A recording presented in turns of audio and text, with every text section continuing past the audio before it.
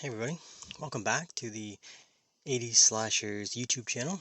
In this video, I thought I would go ahead and just talk about some of the 80s slashers that I view as some of the most underrated within the genre. Now these ones here aren't what we're going to talk about. These are some movies that I definitely feel are underrated and don't get enough love. But I have a small list, five other films that I want to talk about. Now, doing a video on a topic like this, underrated films, is obviously highly subjective. So these are some of the films that I've noticed either just through watching YouTube videos or reading online reviews, rankings, all that sort of stuff. These are the films that I've have come off to me over the years as just being kind of underappreciated for one reason or another. Um, yeah, I don't know. They don't seem to be talked about enough, or they're talked about in not the greatest light. Now, like I said, again, this is highly subjective, but these are you know based on, like I said, what I've seen over the last few years, and each of these films, I feel they're underrated for different reasons for each film. And we'll talk about each of those reasons when we get to each one. But yeah, let's just get right into it, and let's start off by discussing a big one here. So yeah, let's take a look at the first one.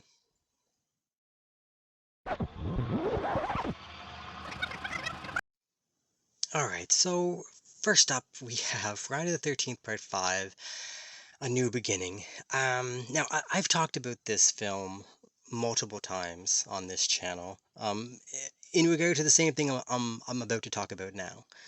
But I can't get over the amount of hate that this film gets. Now I know a lot of people who watch this channel and I talk about this film. A lot of people, a lot of you watching are probably in agreement with me, that I I think this film's awesome. I love this film.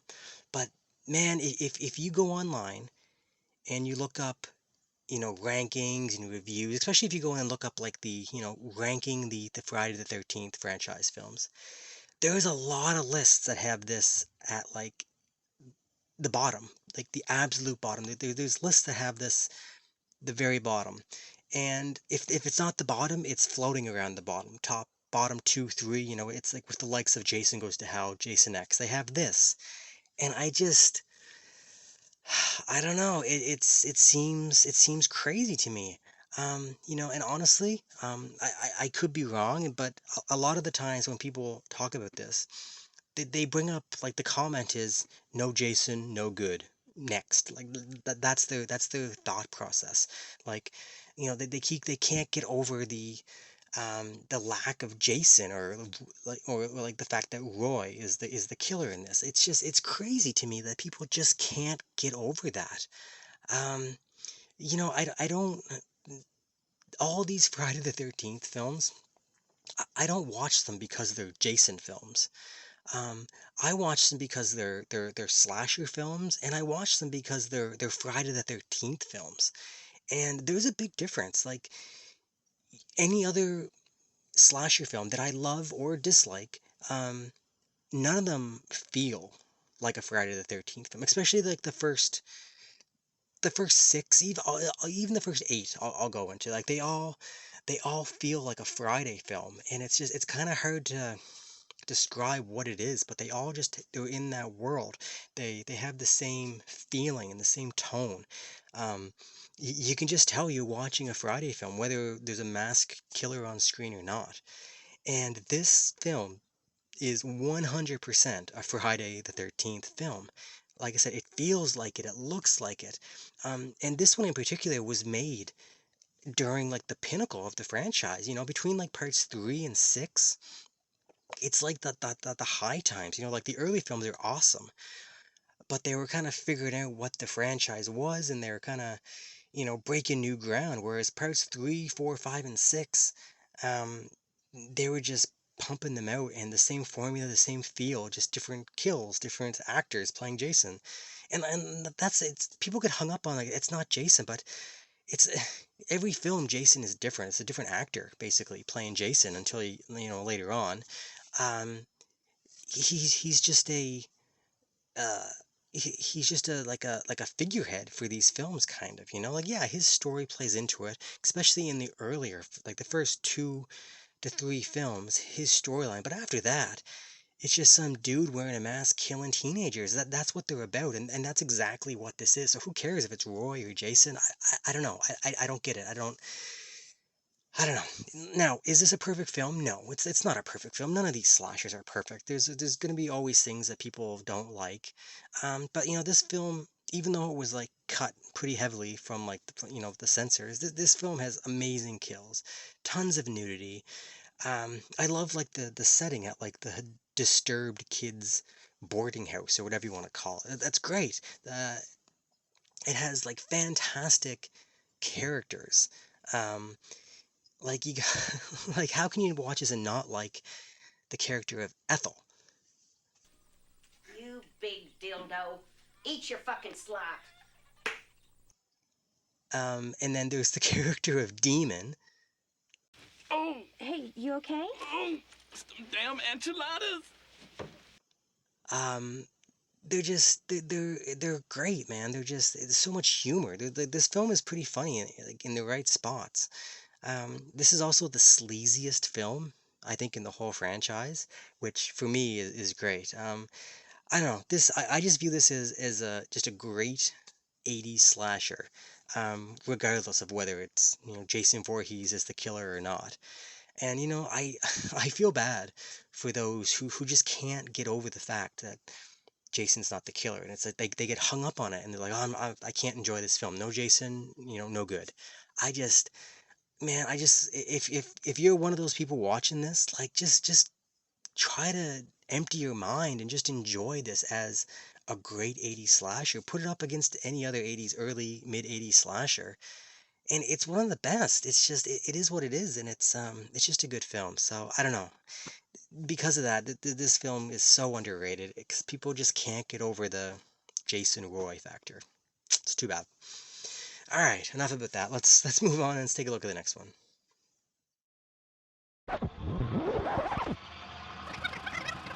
Okay, so up next we have Slaughter High from 1986. Now, this is another film that I like. You go online and you watch reviews and read reviews and whatnot, and this film gets crapped on quite a bit. And I think it's because of one certain aspect of this film, and it's the ending. The ending of the film. People they don't like the ending. I don't know. I don't want to get into spoilers in case you haven't seen it, so I don't tend.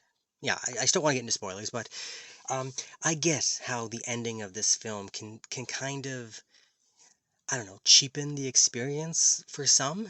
And yeah, like you watch a fun movie and then something happens at the end, and it's you kind of like, come on, man, like you didn't have to do that. And I agree, they didn't have to end it the way they did. But I don't mind. It didn't for me anyway, it doesn't affect it didn't take anything away from the rest of the film.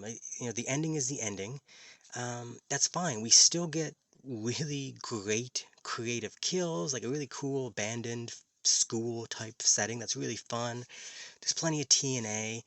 Um, it, I don't know. It's. I think this is a really good film that just kind of leaves a sour taste in people's mouths because of the ending. This is one that gets compared a lot to April Fool's Day, also from '86. Um, and again, um, unlike this film, the ending of April Fool's Day is also pretty divisive, within the horror community. And I'm on the other side of the fence for that one. I don't like the ending of April Fool's Day, and it affects the rest of the movie for me because of the way that they ended that movie. Um, it actually does affect the rest of the film because it limited what they could do with the types of kills. They couldn't really go balls to the wall with the kills and show everything in graphic detail because if they did, then the ending wouldn't have made sense. So they had to really tiptoe around the kill scenes, all because of the ending. And I'm like, and it kind of takes away from it for me. So it kind of bugs me that they did that. And again, they didn't have to. I get the title of the film, April Fool's Day, and it's a cool plot device and it works, but it took away the kills for me kind of, and it made them pretty tame. Whereas this film, you don't get that because the way they ended this one, at least you get the kills, you get them in full gory detail, which is great. So I can forgive the ending of this film, um, even if it is, like I said, a little cheap. It's not my preference, but this is still a super fun 80s slasher, and I honestly, in my opinion, I don't think it deserves the hate that it gets. And there is people who like it, just like I do. I really like this film, and it does have its fans, but unfortunately, a lot of people don't give it a fair shake. I don't think, just because the way that it ends for some reason. So yeah, so that's Slaughter High, 1986. Really fun one. All right, let's move on and take a look at the next one.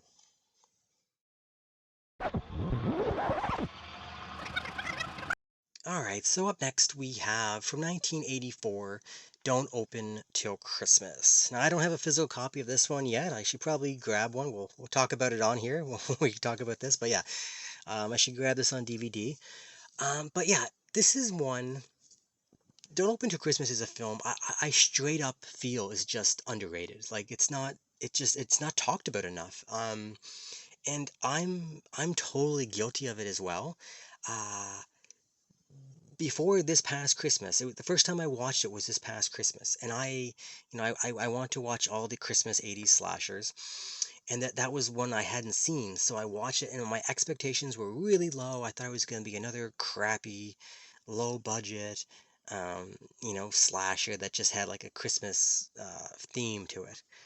Um, and I don't know why I thought that. It's probably because, like I said, it's never gotten a Blu-ray, and you can go on eBay, and like there's like so many like crappy, cheap, like burnt or whatever it is, like really cheap, crappy versions of this film on DVD you can pick up for like $10, less than $10.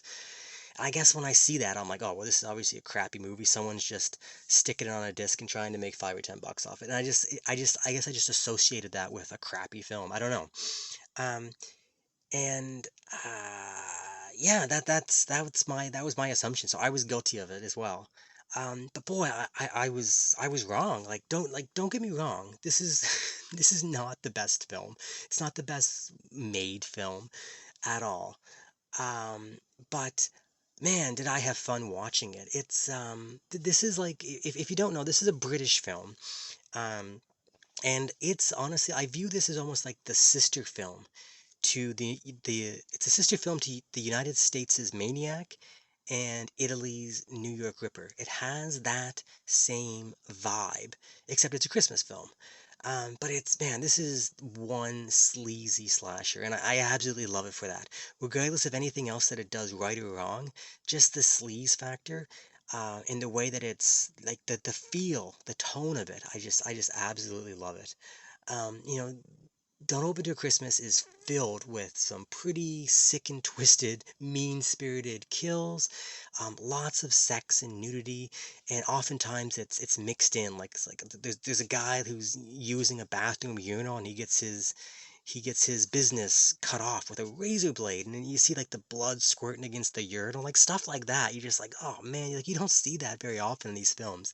It's I just that type of filmmaking, really gritty, really grimy. Like I said, it's like if you're familiar with Maniac and New York Ripper, you get to see that like the seedy underbelly side of London, like the London Underground, and like there's like bathhouses and like like the peep shows and all that stuff in the early 80s, all that stuff that you associate with like 42nd Street, New York. You get to see the London side of that, and it's great. Um, I don't know. It's just, and you know what? This film also really does a good job of capturing the Christmas spirit, which for me, if you're going to make a Christmas film, whether it's a Christmas comedy, a Christmas drama, or a Christmas horror film, you need to kind of nail at least some of the Christmas vibe to make you, because you watch these films at Christmas time, right? So you kind of want to have that holiday spirit, that warmness that you watch Christmas movies, and this has a little bit of it. You know, it's a horror film, and the people are getting their private parts cut off, so you can't feel too warm. But yeah, it does a pretty good job of capturing Christmas in London in the early '80s, I think. So yeah, I really like this. Like I said, going in, my expectations were really low, and this has now become, of all the '80s slashers, Christmas films, this is my second favorite, right behind Silent Night, Deadly Night. So I really liked it. Again, it's a gritty film. It's not the best it's not the best made. It's not the best acting. The plot, it doesn't do anything great, but just I just really like it, man. And if it ever got like a decent Blu-ray release and got cleaned up, like the film print got really cleaned up, I think it would be great. If one of these boutique labels would release it, like Vinegar Syndrome or Arrow, I think it would do really well at the Christmas season. Yeah, so I'm really hoping they release it. All right, that's enough about that one. Let's move on. Take a look at the next one.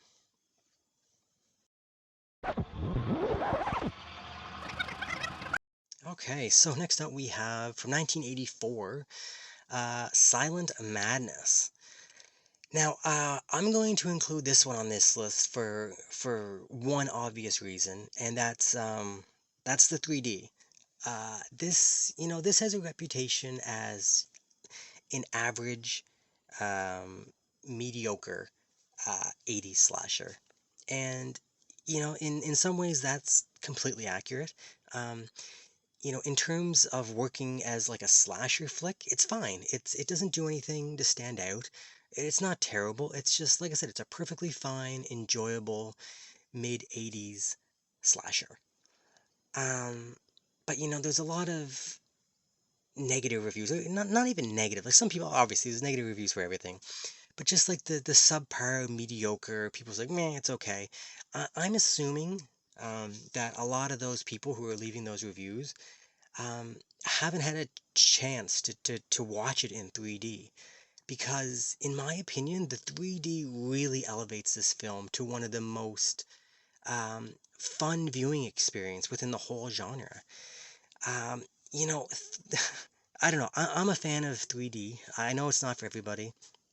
I really like the 3D, and it's a perfect format for horror films and slashers in particular. It works really well.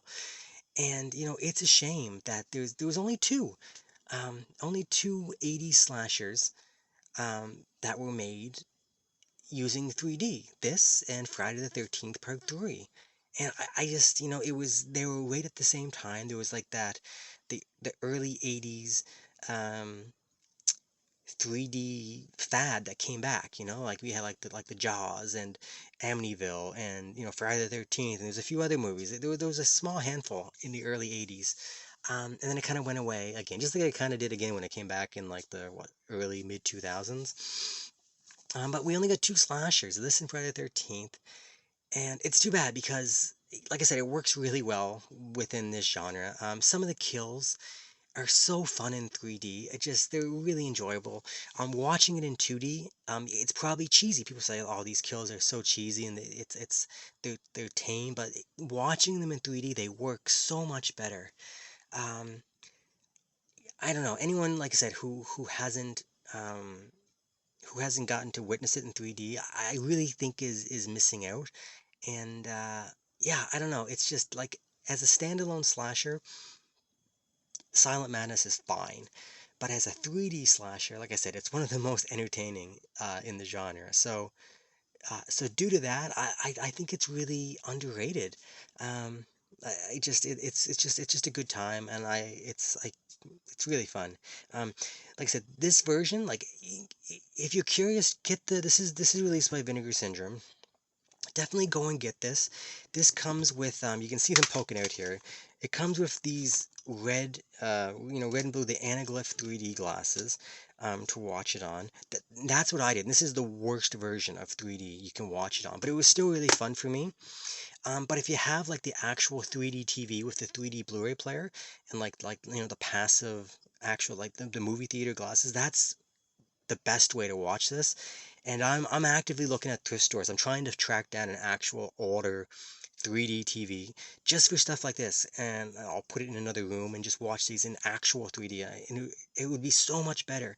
But like I said, even in the anaglyph, it's fun. So yeah, definitely grab a copy of this next Vinegar Syndrome sale, and yeah, if you can ever watch it in 3D, it's definitely a good time. All right, I got one more, so let's move on and take a look at the last one here.